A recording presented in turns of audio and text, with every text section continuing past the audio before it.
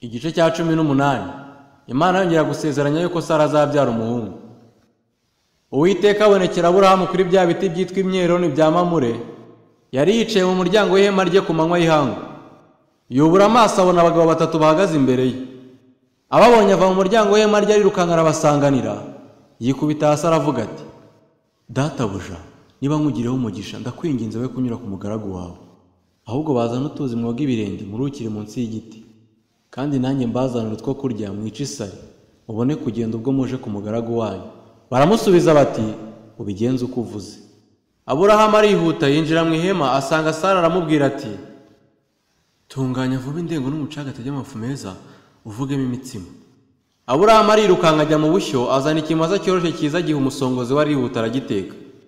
Yenda amavuta n'amata n'inyama z'icyo kimasa yatetse abishyira imbere yabo. Abahagarara iruhande munsi ya cya giti bararya. Baramubaza bati: Sara umugore wawe ari he? Arabasubiza ati: ari mu ihema. Undi aramubwira ati: iki gihe cy'umwaka nikigaruka sinzabura kugaruka aho uri Sara umugore wawe abyara umuhungu. Sara abyumva ari mu muryango w'ihema uri inyuma ye. Aburahamu na Sara bari bashaje bageze mu zabukuru kandi Sara yari akijya mu mihango y'abakobwa. Sara asekera mu mutima ati: ko maze gukecura nzanezezwa n'icyo kandi umutware wanjye akaba ashaje. Uwiteka abaza Aburahamu ati: niho igisekeje Sara? Akibaza ati: ni ukuri koko nzabyara nkecuye? Hari ikinanira Uwiteka se? Mu gihe cyashyizweho iki gihe cy'umwaka nikigaruka nzakugarukaho Sara abyara umuhungu. Maze Sara arahakana ati: sinsetse, kuko yatinyaga. Aramusubiza ati: oya urasetse. Imana ibwira Aburahamu ko igiye kurimbura i Sodomu. Abo bagabo barahaguruka baragenda berekeza amaso i Sodomu. Aburahamu arabaherekeza. Uwiteka aribaza ati: Aburahamu namuhisha icyo ngiye gukora? Kuko Aburahamu atazabura guhinduka ubwoko bukomeye bw'ubunyamaboko, kandi amahanga yose yo mu isi azaherwa umugisha muri we. Kuko icyatumye mumenya ari ukugira ngo ategeke abana be n'abo mu rugo rwe bazakurikiraho gukomeza mu nzira y'Uwiteka bakora ibyo gukiranuka baca imanza zitabera, kugira ngo Uwiteka azanire Aburahamu ibyo yamuvuzeho. Uwiteka aravuga ati: ubwo gutaka ko barega i Sodomu n'i Gomora ari kwinshi, ibyaha byaho bigakabya cyane, ndamanuka ndebe ko bakora ibihwanye rwose no gutaka ko abaharega kwangezeho, kandi niba atari ko bimeze ndabimenye. Abo bagabo barahindukira bava bagenda berekeje i Sodomu. Aburahamu agihagaze imbere y'Uwiteka. Aburahamu asabira i Sodomu.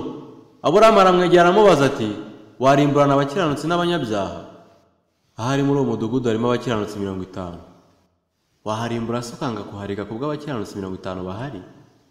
Nibikaguturukeho kugira utyo kurimburana abakiranutsi n'abanyabyaha.